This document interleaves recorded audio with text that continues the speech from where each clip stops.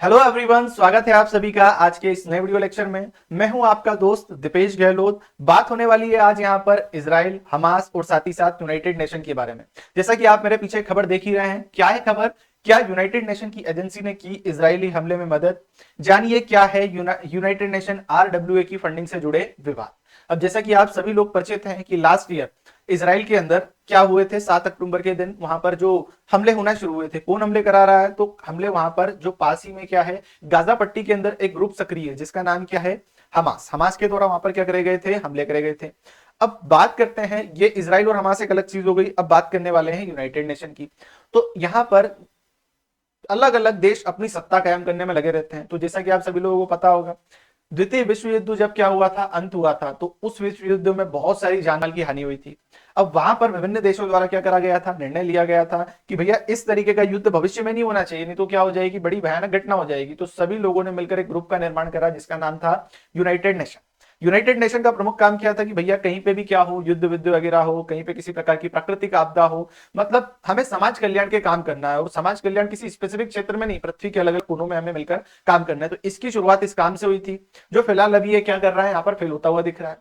इस बात को अलग छोड़ते हैं, पर यूनाइटेड नेशन के इन कामों को करने के लिए भी क्या हुई थी, उसके अंदर अलग अलग संस्थाओं का गठन किया गया था, जैसे कि आप मेरे सामने पीछे देख रहे हैं। ठीक है, यूनाइटेड नेशन में ये अलग अलग ब्रांचेस हैं जो अपने अपने क्या कर रही है, क्षेत्रों में प्रमुख रूप से सक्रिय काम कर रही है, कहीं पर फेल भी है।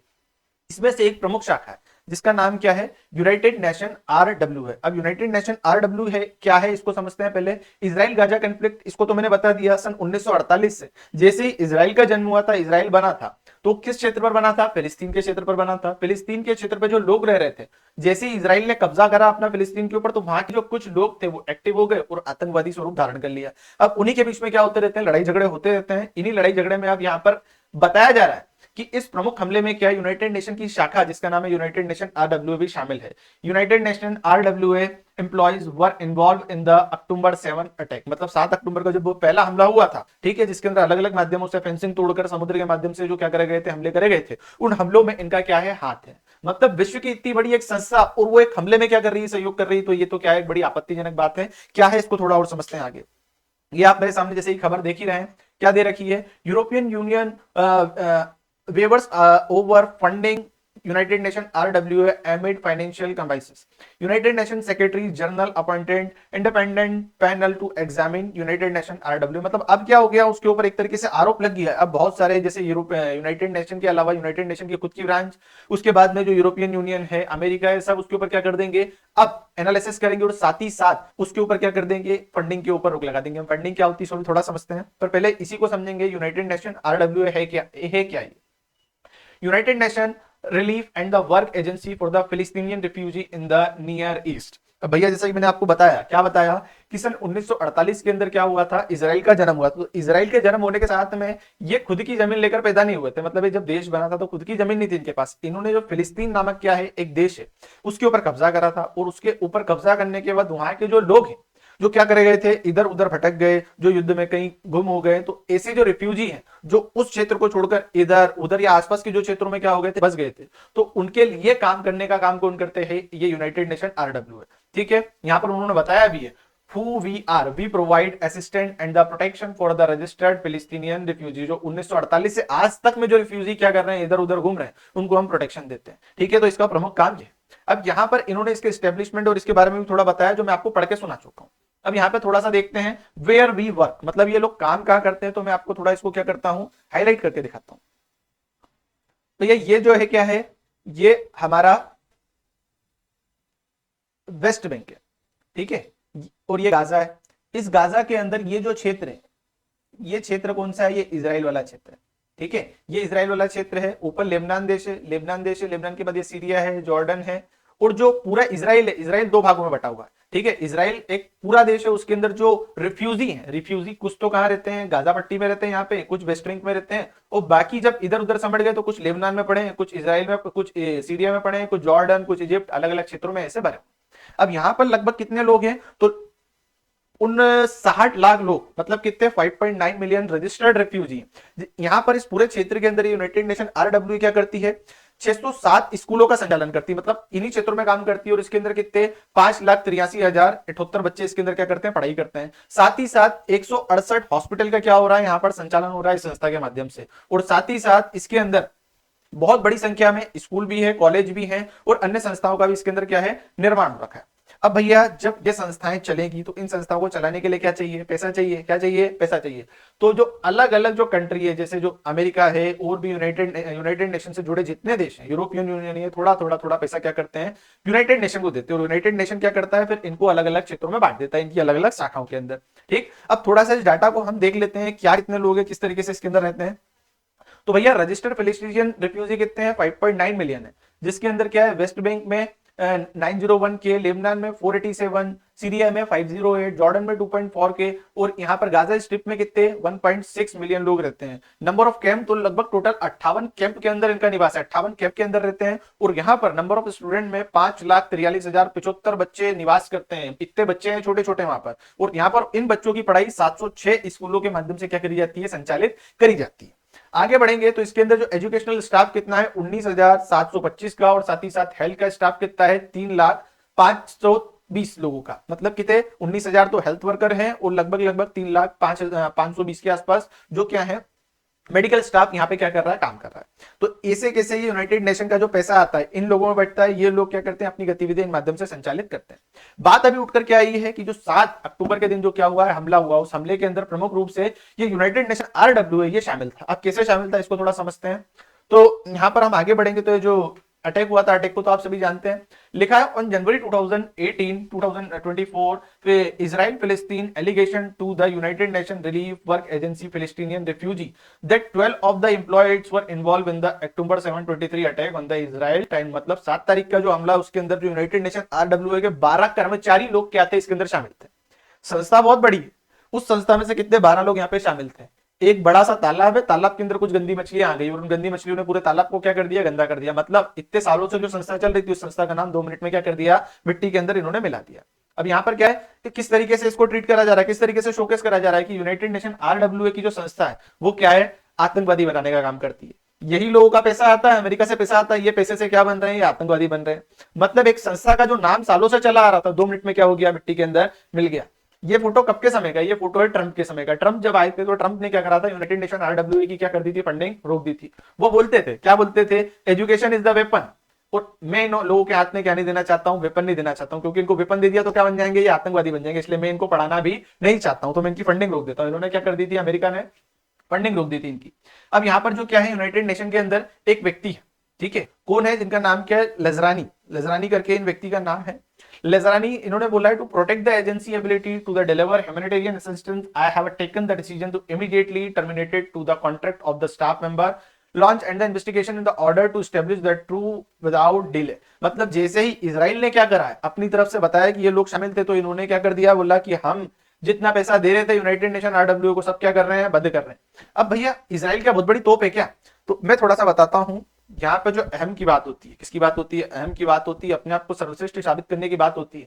लोग बोलते हैं ना कि हमें अपने आप को कमजोर नहीं समझना चाहिए, हमें क्या अपने से मतलब किसी को नीचे नहीं समझना चाहिए। तो इजराइल के लोग ऐसे ही वो बोलते हैं, इस दुनिया में ताकतवर है तो सिर्फ हम है, ये दुनिया हमसे ही शुरू होती है, दुनिया हम पे ही खत्म होती है। वो क्या बोल रहे हैं कि यहाँ पर गाजा पट्टी से जो अटैक हुआ था, हमारे ऊपर जो अटैक हुआ है, उस अटैक के अंदर हमारे लोग तो मरे, उनके लोग भी मरे होंगे, उससे हमें कोई मतलब नहीं। पर जैसे ही ये साबित हुआ, ये आरोप लगा है कि इनके 12 लोग शामिल थे, तो क्या कर दो, इनकी पूरी फंडिंग रोक दो। अब जो कितने 60 लाख लोग जो वहां पे क्या कर रहे हैं, जिनका जीवन यापन ही आपके पैसों से हो रहा था, उनका जीवन यापन क्या कर दो, रोक दो। हमको उनसे कोई भी मतलब नहीं है, सर्वश्रेष्ठ हम ही है। अगर हमें कोई दिक्कत होगी तो हम क्या कर देंगे, पूरी दुनिया बर्बाद कर देंगे। अमेरिका भी इनको कुछ नहीं बोलता इजरायलियों को, क्यों, क्योंकि अमेरिका की जितनी बड़ी बड़ी नामी ग्रामी कंपनी है, फेसबुक हुआ, इंस्टाग्राम हुआ, व्हाट्सएप हुआ, यूट्यूब हुआ, अमेजोन हुआ, सारी की सारी कंपनियों के जो मालिक हैं वो कौन है, इजराइल। ठीक है, इजरायली मतलब यहूदी धर्म के लोग हैं। जितनी भी अमेरिका की बड़ी बड़ी कंपनी, उन सभी बड़ी कंपनियों के अंदर या तो मालिक यहूदी होंगे या बड़े स्टेक होल्डर अमेरिका मतलब यहूदी होंगे।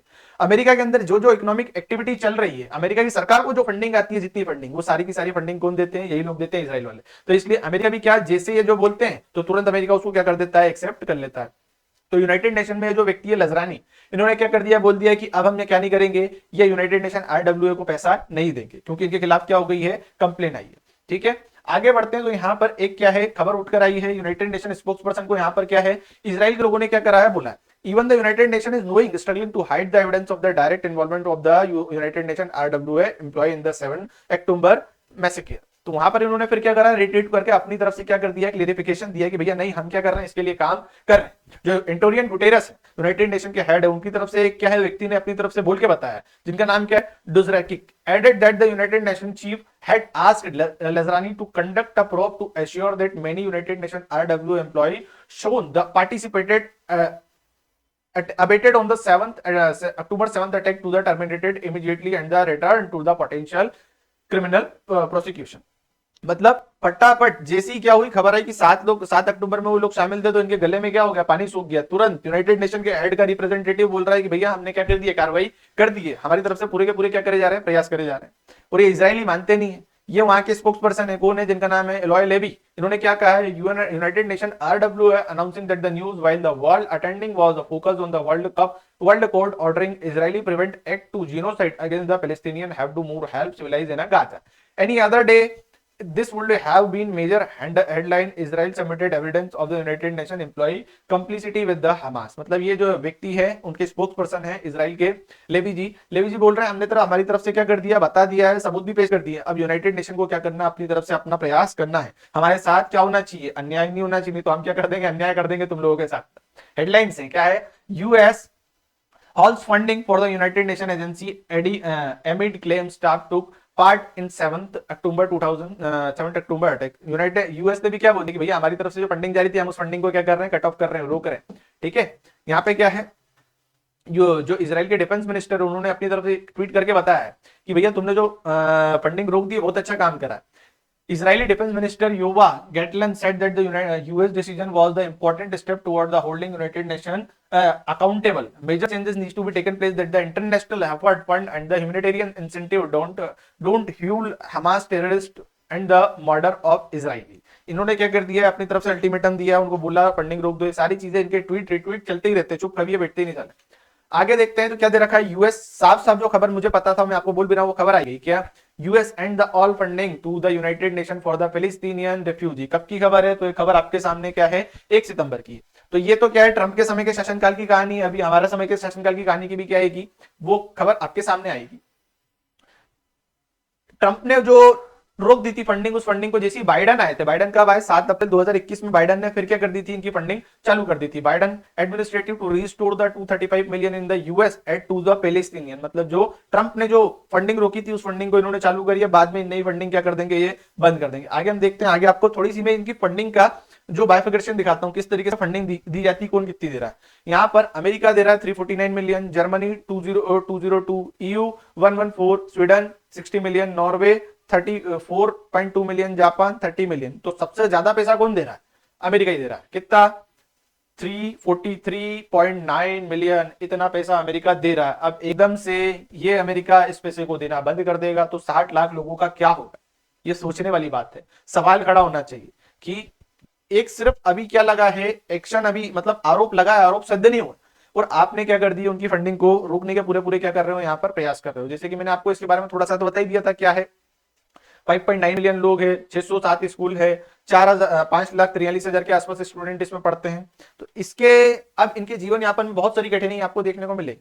ठीक है, इसमें जो सबसे ज्यादा मेजर डोनर्स है, इसके अंदर कौन कौन है, यूनाइटेड नेशन है, जर्मनी है, स्विट्जरलैंड है, कनाडा है, ठीक है, United kingdom, Italy, Australia, Finland, इनके द्वारा सबसे ज्यादा पैसा, लगभग कितना, 6.67.2 मिलियन पैसा इनके द्वारा क्या करा जा रहा है, दिया जा रहा है इसके अंदर। अब साफ इन्होंने क्या करा, अपनी तरफ से सबूत पेश कर दिए। क्या सबूत पेश कर दिए, देखो भैया ऊपर क्या हेडिंग लगी है, United Nation RWA logistic base, मतलब यूएन की शाखा का ही बेस है, और उसके पीछे देखो यूएन की गाड़ी है, और यूएन की गाड़ी में कौन बैठा है, हमास के आतंकवादी बैठे। आपको सबूत चाहिए, ये लो हमारी तरफ से क्या दे दिया, हमने सबूत दे दिया। यूनाइटेड नेशन की गाड़ी है, हमास के आतंकवादी उसमें बैठा है, क्या कर रहा है बताओ आपको। ठीक है, उनकी तरफ से सवाल उठाए गए आगे। और इसी के अंदर यूनाइटेड नेशन आरडब्ल्यूए में जो United Nation RWA official express the understanding to Sinwar, ये जो व्यक्ति आपके सामने सफेद दाढ़ी के अंदर, ये जो हमास का प्रमुख जो करता धरता है, ठीक है, ये व्यक्ति उनके साथ में क्या हुआ, मिला हुआ दिखा था, किसके साथ, यूनाइटेड नेशन आरडब्ल्यूए के साथ में। आगे कहानी है जो डिफंडिंग यूनाइटेड नेशन आरडब्ल्यू, तो इसके अंदर इतनी जो कंट्री आपके सामने लगभग कितनी 15-16 कंट्रियों ने तुरंत प्रभाव के अंदर इनकी फंडिंग को क्या कर दी, रोक दी। किसने? Australia, France, Switzerland, Canada, Germany, Sweden, Estonia, Italy, UK, Finland, Japan, US, Iceland, Netherland, Australia. मतलब ये तो क्या पिछलग्गू देश है सारे। सबसे पहले किसने रोकी? यहाँ पर अमेरिका ने फंडिंग रोकी, तो उसके जो क्या है, जो नाटो कंट्री वाले लोग हैं, फटाफट इन्होंने बोला भैया हम भी इसका समर्थन करेंगे, अमेरिका का समर्थन करेंगे, और जितनी फंडिंग है सारी फंडिंग अभी क्या भी रोक रहे हैं। तो इन्होंने फंडिंग यहाँ पे क्या कर दी है, रोक दी है।